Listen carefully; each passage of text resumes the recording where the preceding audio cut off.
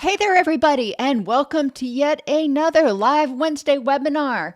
Welcome to Jabbar Hussein.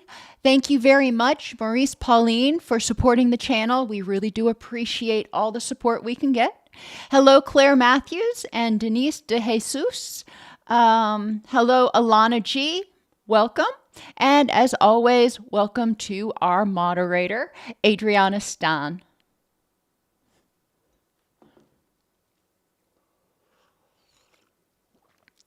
I hope everybody is having an absolutely wonderful start to your day. Hello, Crystal.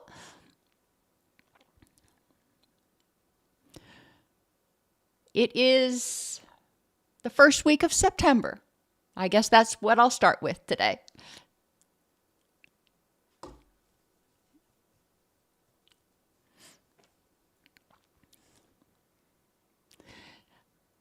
Do you have any questions or things that you want to cover about what we're talking about today? Child Development 101, the infancy stage. And you'll find as we go through this, I hope, that because we do so much of our attachment formation in infancy and early childhood, the actions and reactions of the caregivers during this period are really crucial. We think of infants as really not being able to think, so to speak, but they are intuitively aware of what's going on around them. They're just soaking it in, for better or for worse.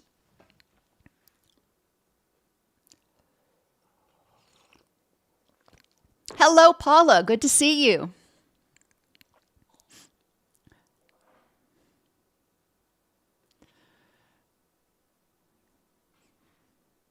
Hello, Jenna.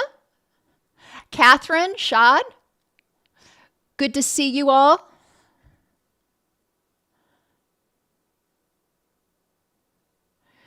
And we're just waiting for that last minute to click down until it's actually 11. And here we are.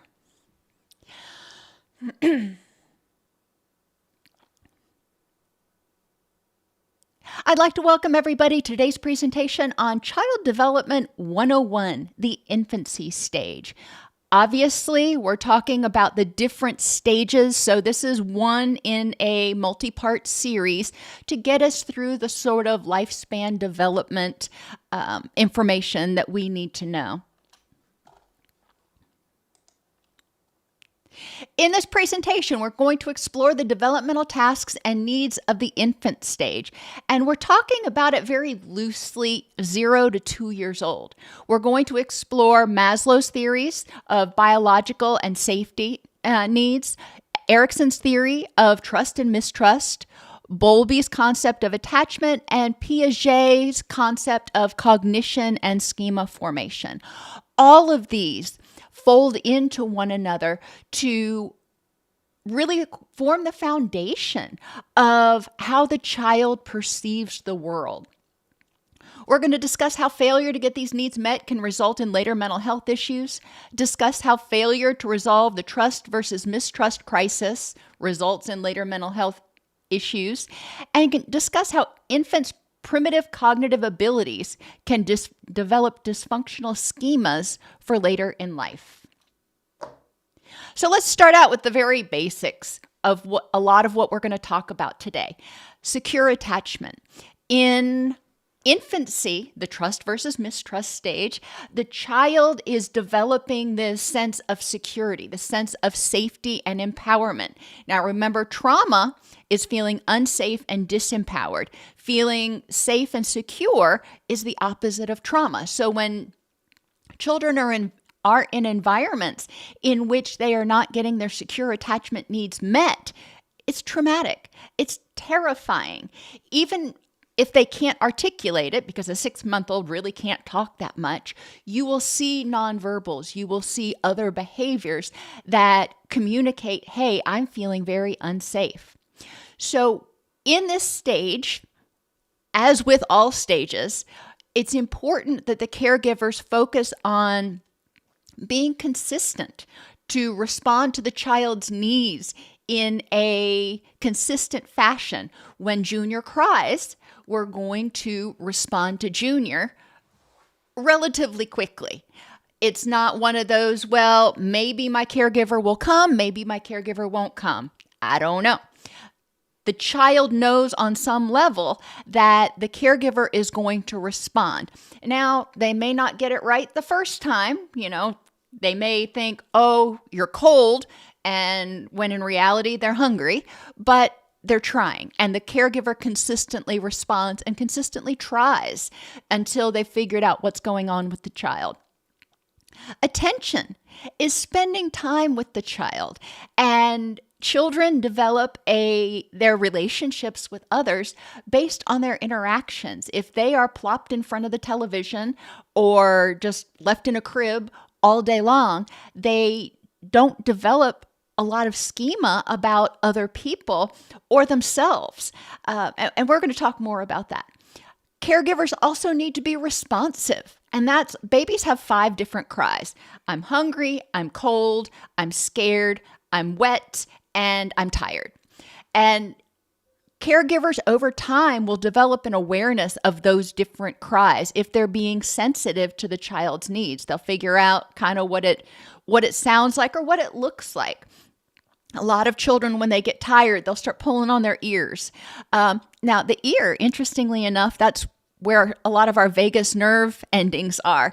So they're actually soothing themselves, and they're tired, and they want to go to sleep.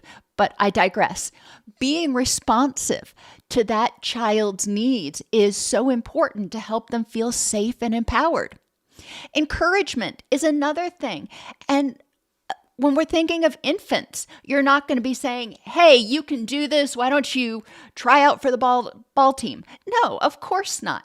But encouraging a child to roll over, encouraging a child to sit up, encouraging a child just to smile or to reach for things is important, because the child starts sort of feeding off of the caregiver's energy. My son was a micro-preemie, and we had an occupational therapist that came in and worked with us 3 days a week for several months after he was released from the hospital. And things that I didn't know back then, like, for example, children won't naturally put their hand into a closed like a bucket or something, because they don't realize that they can. That's something that they learn. Now, obviously, this is with young infants. Learning to reach across the body. Those are things that children aren't born just naturally doing. Eventually, they figure it out, even if they're not encouraged.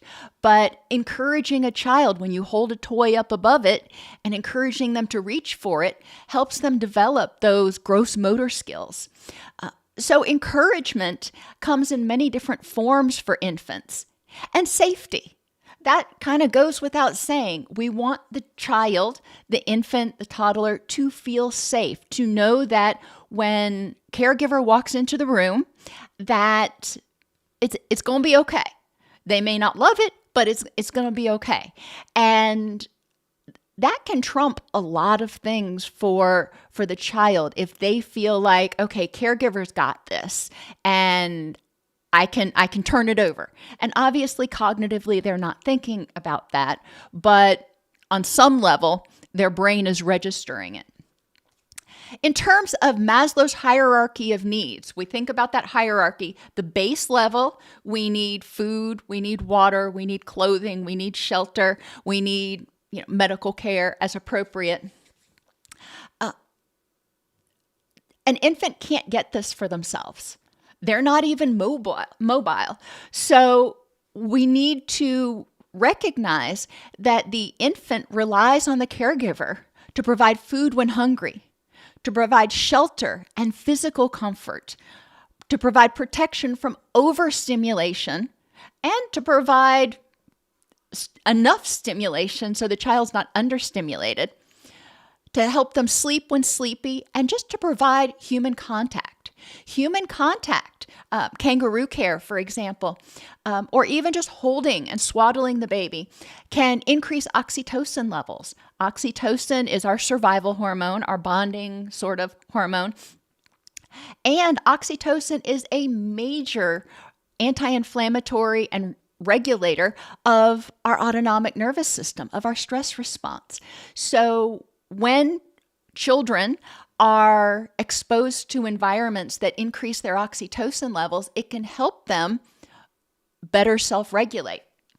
In terms of stimulation, this is interesting because the caregiver needs to be sensitive to the child's needs. Sometimes some children are overstimulated way easier than other children. And it's up to the caregiver to be conscious of this and be able to respond consistently in a way that meets that child's needs. Maybe their older brother was very different, probably was. Okay, we can't stimulate this child based on what that child needed. So being aware of what this individual's biological needs are, what is overstimulating, what is too much. And that is, you start getting clues about that early on. Some children, most children, respond well to being swaddled, but there are some children for whom that feels oppressive and painful. And becoming aware of that and not just trying to follow the book on what to do when a child is upset or what to do when a child is cranky. In terms of safety, we need to make sure that the child knows that we are a consistent presence. Remember, at this age, children don't have object permanence. So when the caregiver leaves the room, the child's like, well, they disappeared. That's why peekaboo is so much fun for very young children, because they literally think the person disappeared. They don't have that sense of object permanence that develops later in life. And a consistent presence. When they cry, caregiver magically appears again. Oh my gosh, I have a sense of control. I have a sense of empowerment. Kind of like the uh-oh game when they're sitting in their high chair and they knock their bottle onto the floor. And most of us will go, uh-oh, and we'll pick it up. And then the child, at least at our house, and I know other parents that I've interacted with have had similar experiences, that becomes quite the game. If the child wants attention, they'll intentionally knock off their bottle or knock something off their tray, so the parent has to pick it up. And it's like, hey, look what I can make you do. But from a child's perspective, that gives them a sense of agency. We also need to help children feel protected from loud noises, from pain, from being startled. Now, are they going to experience pain? Yeah, we all do. They're going to get their shots. They're going to fall down and skin their knee. Things are going to happen. They're going to have gas pains. That's going to happen. But as a caregiver, we can respond in a comforting manner. Loud noises are going to happen, but we can let them know, hey, it's okay. I've got this. When they startle, for whatever reason, being there to help them recognize, again, I've got you. Now, not all children like to be embraced. Not all children will calm down if you pull them in and hold them tight. But being there and responding to the child in a way that's meaningful to them is important. In terms of Erikson's stages of psychosocial development, trust needs have to be met. In order for a child to develop a sense of trust, the child needs to know that they can interpret, trust, and act on their own feelings. Now, remember, we're going from 0 to 2 here. We've got quite a bit of agency that develops once they start walking or at least toddling. But during this period, when the child is hungry and they communicate in whatever way they communicate, as a child, as an infant, their hungry cry. As a toddler, they may sign. They may say they want more to eat. but they are able to communicate that they're hungry and get their needs met. And they learn how to respond to their cues. We talk to them and we say, "Are you hungry?" If they say, "I want something to eat," or they ask for juice, you say, "Oh, you're thirsty." So they start learning how to ask and how to identify those feeling states. This helps them develop a great sense of self-confidence. Hey, I had a problem. My belly was hungry, and I said I was hungry, and caregiver gave me food, and lo and behold, I'm not hungry anymore. I did that. Now, again, they're not thinking it through quite that literally, but they're learning. They develop the belief that others will help them fulfill their needs. This gives them a sense of hope when they're small. They're not going to be going into the refrigerator and making themselves a meal. That's just not going to happen. The caregiver is going to do that. So if I'm a young child and I tell my caregiver, "Hey, I'm hungry," in whatever way I communicate that, my caregiver is going to help me do that if I can't do it for myself. They develop a sense of self-reliance. As they get older, they develop curiosity and a sense of self-reliance. Even once they start scooting, maybe not even crawling yet, they see something that they want and they start scooting towards it. They start, doing that belly crawl. And they've learned that, or they start to learn that when there's something that they want, a lot of times they can get it and they can rely on themselves to either do it themselves or to get somebody else to do it for them. It's like, hey, I'm powerful. They become comfortable with attention. When they trust others, they're not worried that other people are going to harm them. They're not worried that something bad is going to happen. People can pay attention and they feel confident enough in themselves and empowered enough that they can protect themselves, that they start feeling comfortable. And of course, an 18-month-old cannot protect themselves from an adult in like fighting them off or something. But an 18-month-old, if they get scared, they can cry. They can make all kinds of racket and somebody's going to come and rescue them. So they start to become comfortable. They start to develop the ability to be alone. Now remember that object permanence really hasn't started to develop until way late in this process. But they can wake up in their crib and they have developed a sense that they're safe in that environment. And unless they're cold or wet or hungry, a lot of times younger children, they'll wake up and they'll just sit there and play with toys or look at their mobile or whatever they do in their crib very happily for a while. Not all children wake up and start, crying right away, because they wake up and they're like, hey, I'm safe. There's nothing to be worried about. Oh, look at that over there. And they're content. When they trust themselves, when they trust their caregivers, they feel safe. When they feel safe, their stress response is not hyperactivated. They're not in fight or flight. So they're content. They're just like, all right, I'm just kind of chill. And that's what we're hoping for. If they don't get these needs met, they develop an inability to trust their own instincts, urges, or feelings. They develop a reliance on others to tell them what they need. Maybe they think they're hungry, but their caregiver says, no, you're just tired. I'm going to put you in bed and you're going to cry until you go to sleep. They have an inability to trust others to be supportive of them meeting their needs. They have discomfort and craving of attention because there's a lot of abandonment fears, but there's also a lot of fear of other people. So it's this push-pull. We see a lot of disorganized attachment. And there's irritability and anxiety. Well, of course, if somebody is feeling unsafe and powerless, if their stress response is triggered, then they're going to be irritable and anxious. Moving on to Piaget. So we have Maslow, who talked about the basic needs.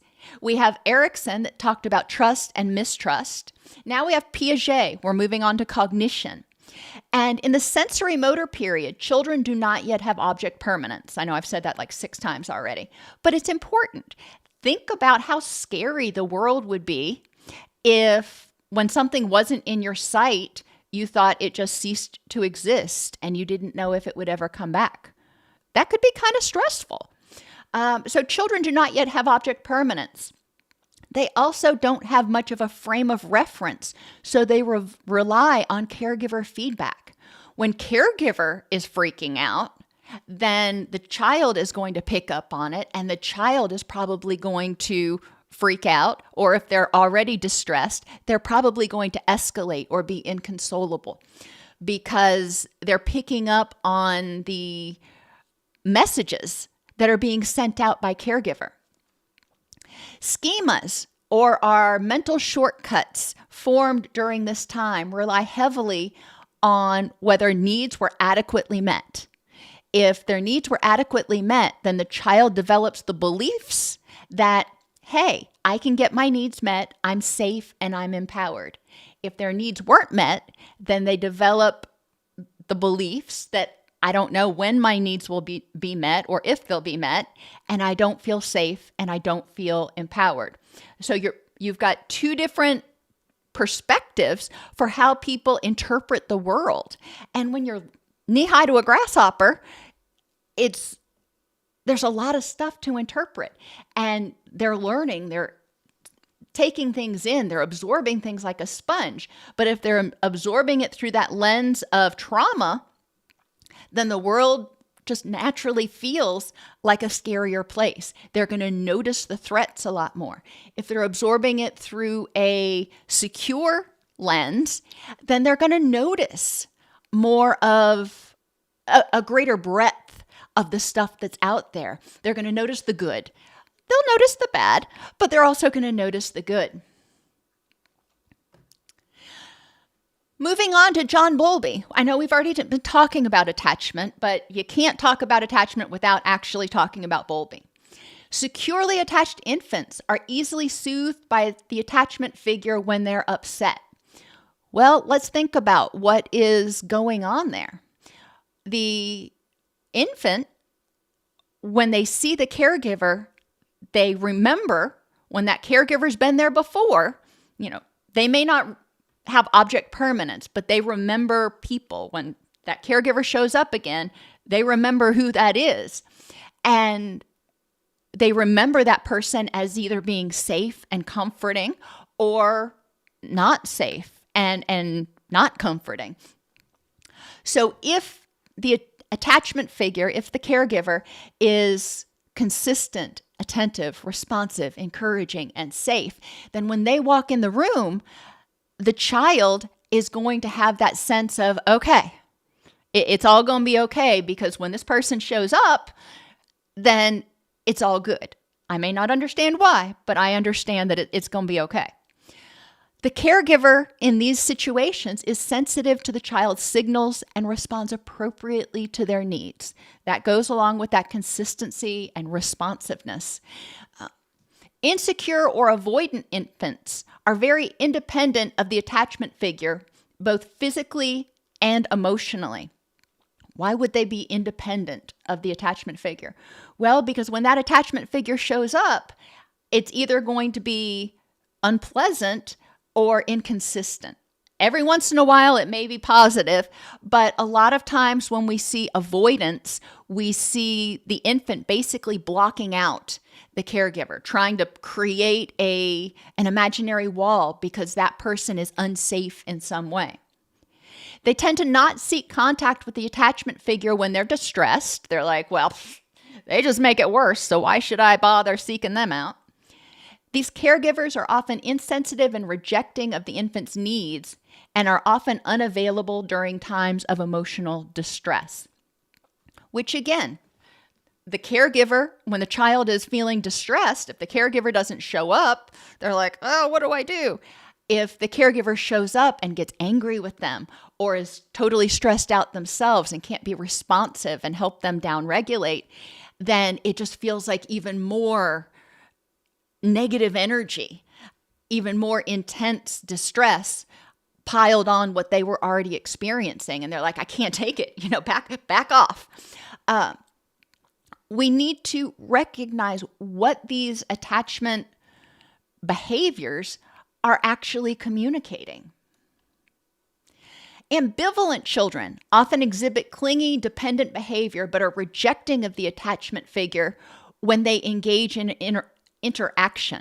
So they want them around because they're like, I'm not safe.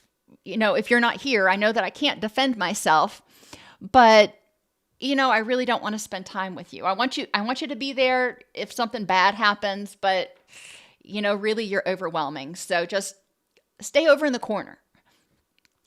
The child fails to develop any feelings of security from the attachment figure. They exhibit difficulty moving away from the attachment figure to explore novel surroundings. So again, think about it sort of in a room or on the playground where the child wants the caregiver there. I'm going to be clingy and dependent, but I don't really want to interact with you because all of our interactions or a lot of our interactions are painful or unpleasant or conflictual. But I'm also afraid to move away from you. So I may play, right within 15 feet of you, but I'm not going to go slide down the slide. I'm not going to go explore other things on the playground because if I can't see you, then I'm afraid you're going to go away because I don't trust that you're going to stay around. When they're distressed, they're difficult to soothe and not comforted by interaction with the attachment figure. In many cases, we can look back and find that the attachment figure has been ineffective at helping console the infant in the past. And whether it's consistently ineffective or sporadically ineffective, they've been ineffective. And so when the caregiver tries to soothe the child, a lot of times underlying what they're doing, there's this undercurrent of, I don't know if this is going to work. I don't know how to make this child stop crying. I don't know how to do this. So they start getting stressed. The child picks up on that. So the child becomes more difficult to soothe.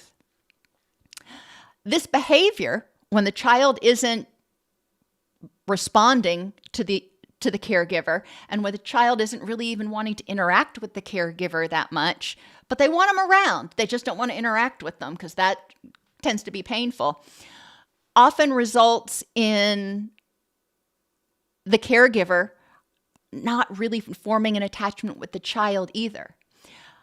All of these ambivalent behaviors result from an inconsistent level of response to their needs from the caregiver. And so sometimes it's great, but a lot of times it's not.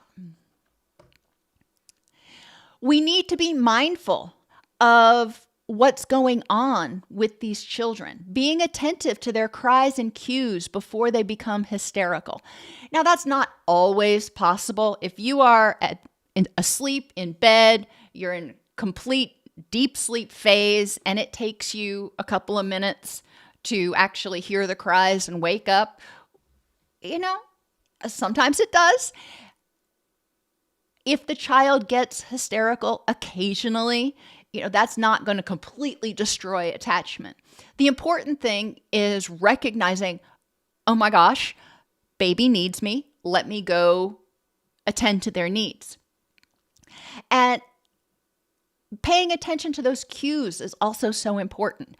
When I was working in a residential program in Florida, we had a mother-baby unit. And most of the caregivers that were on that unit were not effective at really identifying the baby's cries. Most of the time, when the child would cry, they'd check its diaper. If the diaper was dry, they'd put a bottle in its mouth. And if that didn't work, they would just put them in the crib and let them cry it out. So they weren't figuring out really what's going on with Junior that's causing this cry right now. And eventually, babies, they will, quote, cry it out, so to speak, because there's a innate, if you will, it's not really a reflex, but response. When the child cries for long enough and their cries are not met, they suddenly become quiet because they realize that their protector is not coming. So they want to be quiet. They want to be small. They want to hide from the danger. And we see this in animals, not just humans. We see this in animals where the babies may cry for their mom to come and nurse them. But if mom doesn't come, they don't continue to cry. They become quiet because that's the safe thing to do. So crying it out is, a lot of times the child will get to the point where they just give up. And they're like, well, it's not safe to cry because I could bring on danger. So I guess I just need to suck it up.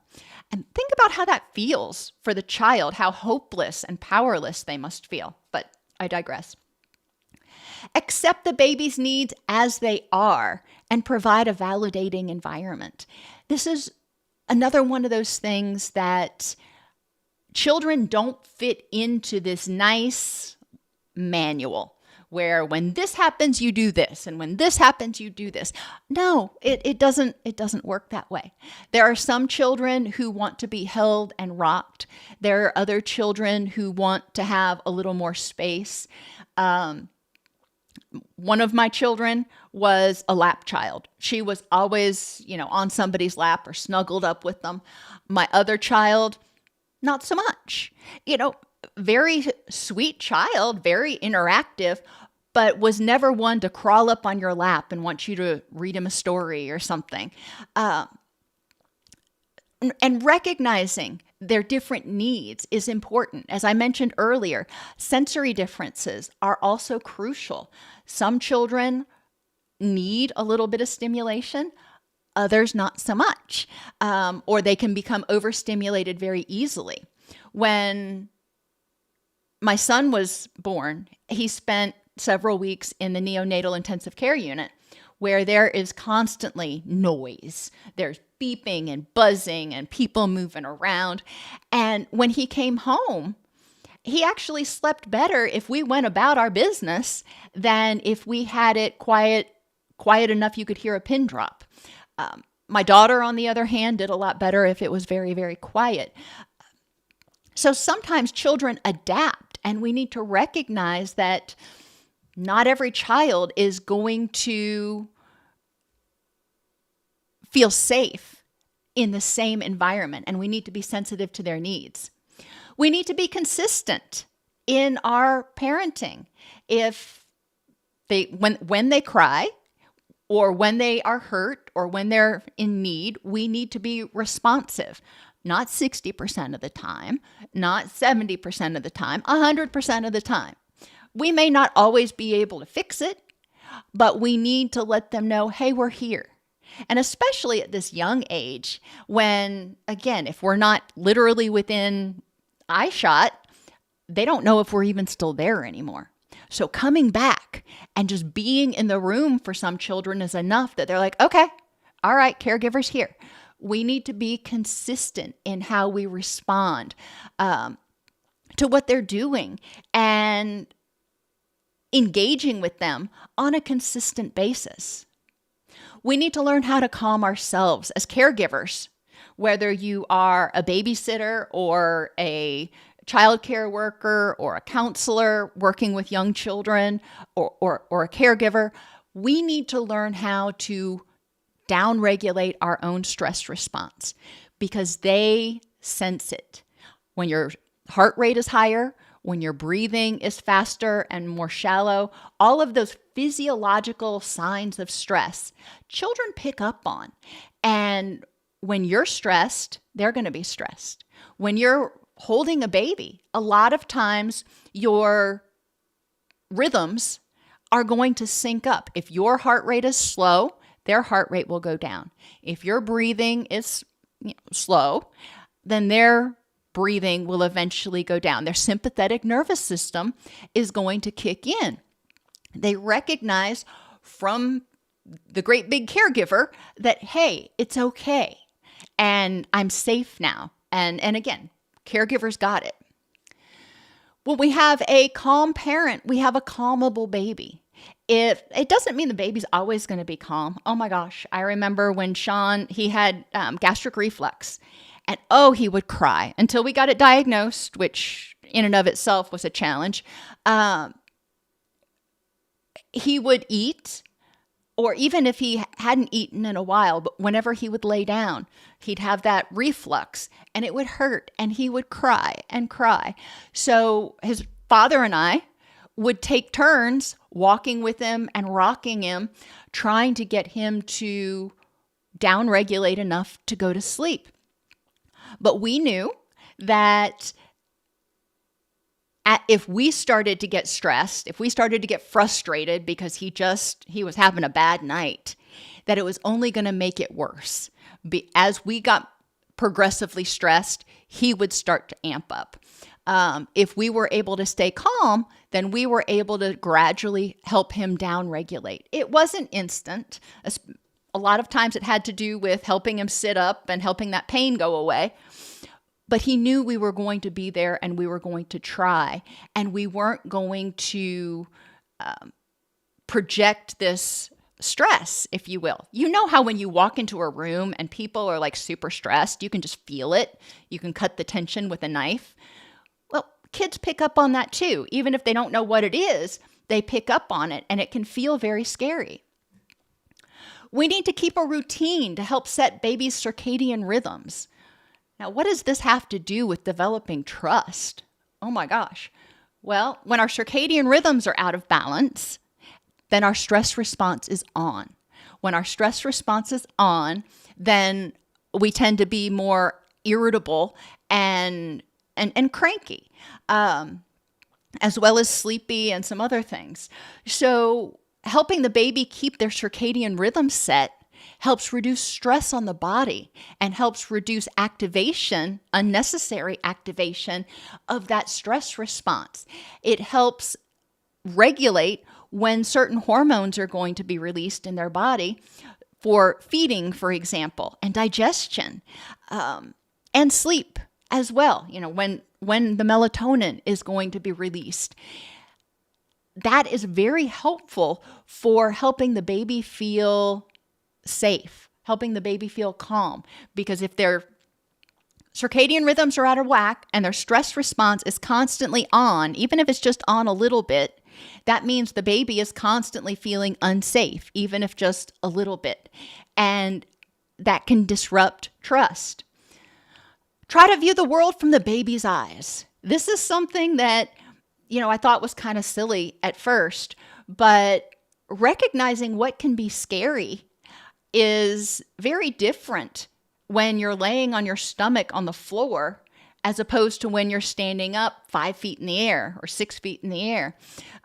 A dog, even a Cocker Spaniel, looks really freaking big when it's coming at you and you're 8 pounds immobile and, just laying there. You kind of feel like you're bait sometimes. So viewing the world literally from the baby's eyes, getting down on their level and seeing what you see and seeing what it looks like. Tables even look a lot bigger when you're laying down on the ground. But also through the baby's eyes, through their perspective. Think about, what does it feel like when they're laying on the floor and somebody comes whizzing by them, walking really quickly, even if they're not stepping over them or something. It can be a little scary seeing this person walk really quick past them, or big dogs, or even cats. Cats are obviously a lot smaller, but if they want to get all up in your business, they're going to do it. So is that something that is comfortable for the baby or not? Some kids love cats. Other babies are like, no, they're too much up in my business. Be attentive to your emotional and physical cues before you become over or underwhelmed.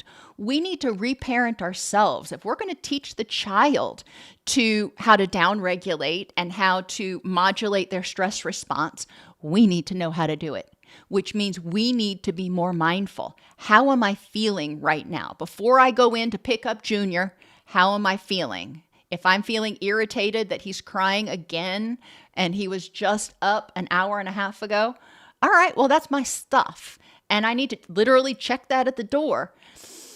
Take a couple of deep breaths before I go in, or whatever it is to activate my vagus nerve and my relaxation response, and then approach Junior. Be mindful in your approach to self-response to learn to trust your feelings, intuition, and urges. Identifying how you feel. Recognizing that if you're mindful of how you're feeling and you say, I'm feeling anxious or angry right now, and then you start questioning whether you should feel anxious or angry or criticizing yourself for feeling anxious or angry, you are supporting unmindfulness, if you will. So it's important that we as caregivers learn to regularly and effectively identify how we feel, both physically and emotionally. Identify what's causing those feelings, address those issues, and evaluate the outcome. Learn to empower ourselves to address the issues, but we've got to know that there's an issue first. We've got to turn off that autopilot. We need to learn self-soothing skills, accepting what's going on in the moment, breathing, slowing our breath in whether it's singing loudly or square breathing or blowing bubbles, whatever it is that helps you slow your breathing. So accepting in the moment, breathing, compassion for ourselves, and in this case also maybe for the child, for what's going on. I don't know why you're crying again, but obviously you're distressed, and I'm going to have compassion for that and how scary it must be to be this little human being and not feeling safe, not feeling able to meet your needs. So acceptance, it is what it is, breathing, slow the breath, compassion, and then determine what needs to happen. Determine what you need to do to address the situation. And identify supportive others.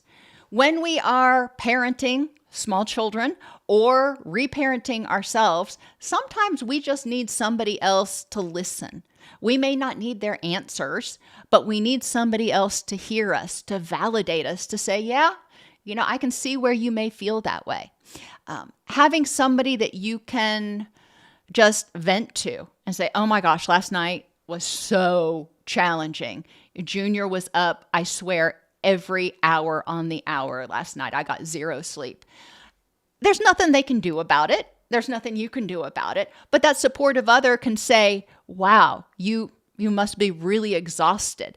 That's validating. They may even be able to say, hey, you want me to come over so you can take a nap? That would be super excellent. May not be actually achievable. Identify those things or situations you perceive as anxiety-provoking and evaluate them through an adult lens. What am I afraid of in this situation? When I used to take my kids to the doctor, I have had a long-standing, since I was in second grade, long-standing fear of needles. And when we would go to the doctor, I would know that they were going to get vaccinations, and I would know that it was going to hurt, and I would know that they were going to cry. And I hated all those things.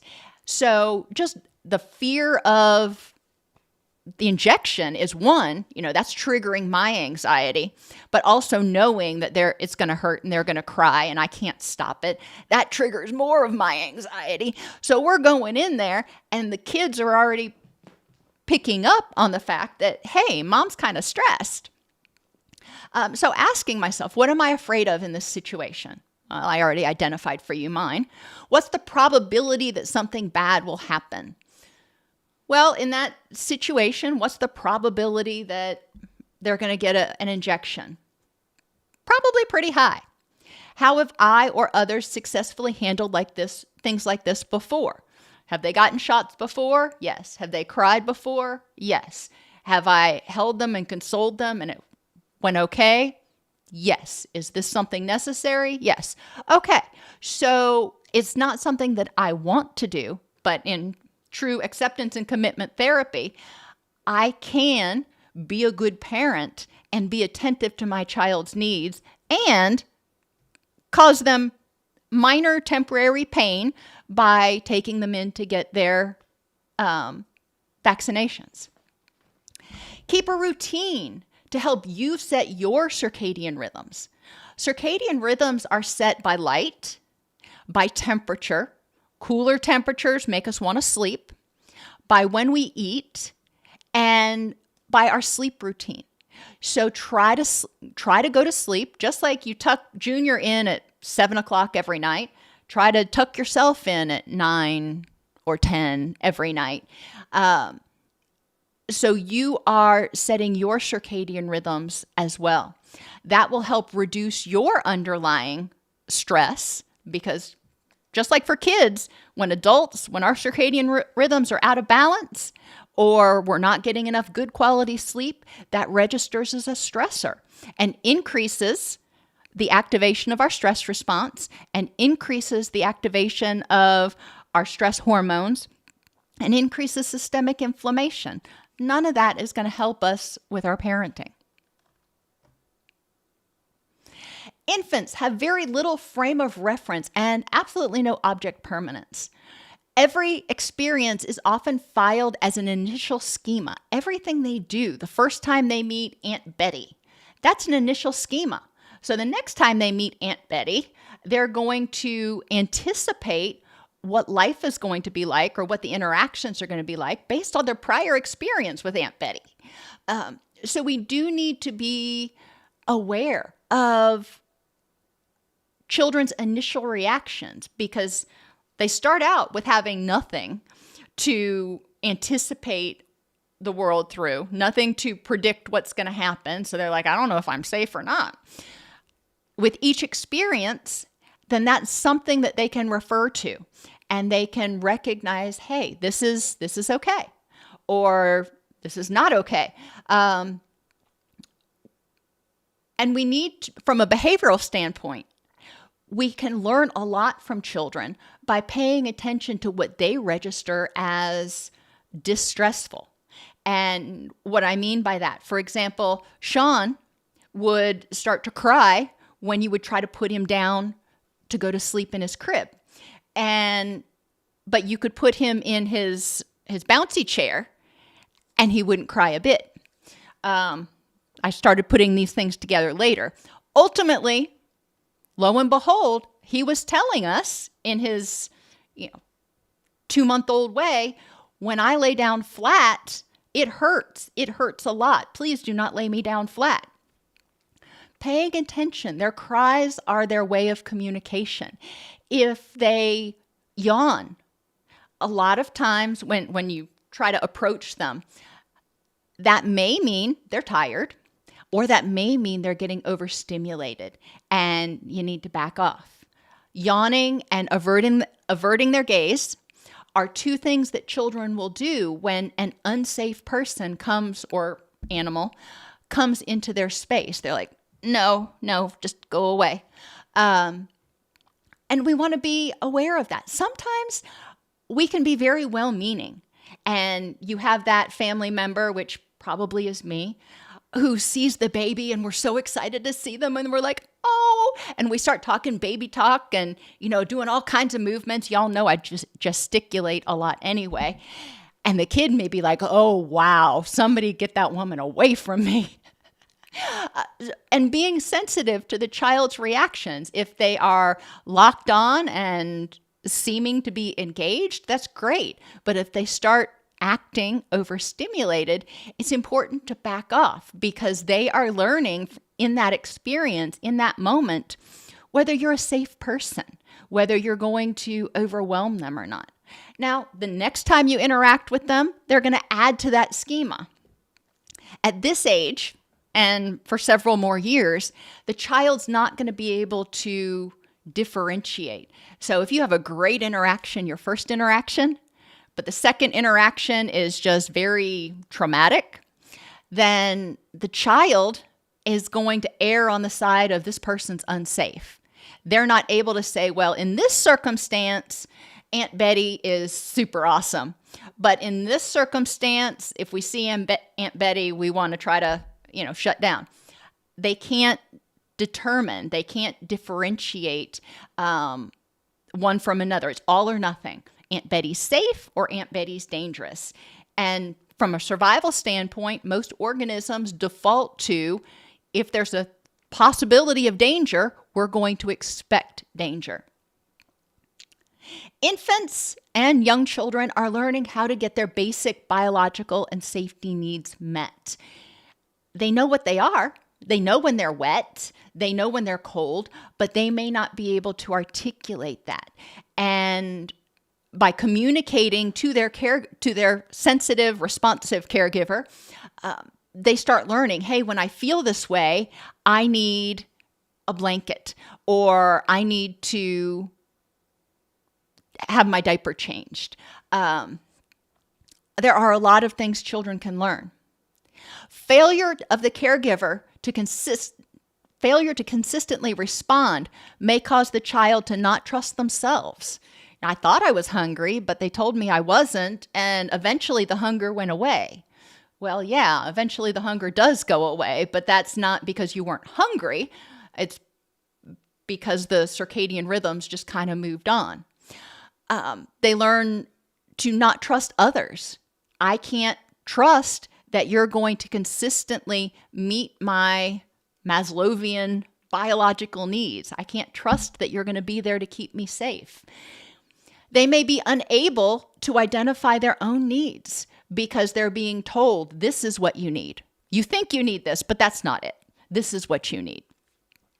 And for a lot of people, not just infants, when they're upset, one of the things that caregivers may default to is food. So you're not scared, you're not whatever, you're hungry. So a lot of people or children grow up, their default response when they feel discomfort of any sort is to eat, because that is what they were taught to do to self-soothe growing up. And that's something we need to address later on. And in addition to teaching alternate ways to respond, we need to help them identify, what exactly are you feeling? Are you hungry? And I struggle with that even to this day. When I'm bored, when I'm stressed, and when I'm tired, my default response is to eat. And I need to stop when I go in the kitchen and ask myself, am I actually hungry? And a lot of times I check one of those three things and I'm like, no, I'm just bored or whatever. And yes, I can redirect my behavior, but the child needs to learn how to stop, become mindful, and determine what they actually need.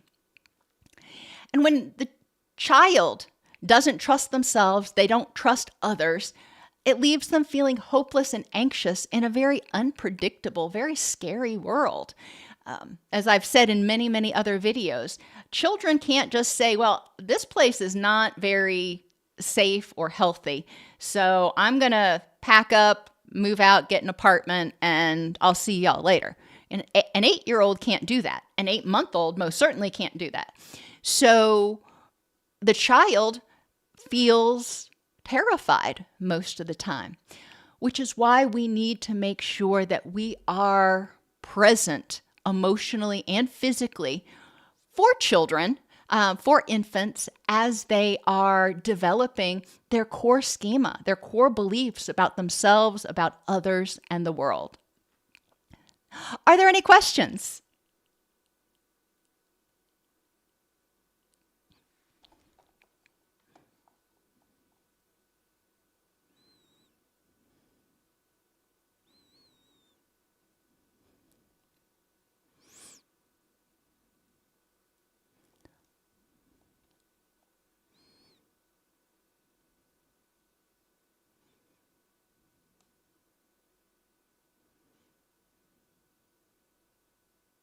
Alrighty, everybody. Well, thank you for being here today. I know it was a diversion from topics we usually cover, but it's something that's important because a person's development during those formative stages really greatly impacts how they perceive and react and think about the world as adults. And it can help us understand their responses and help them understand their responses and figure out if they want to change them or not.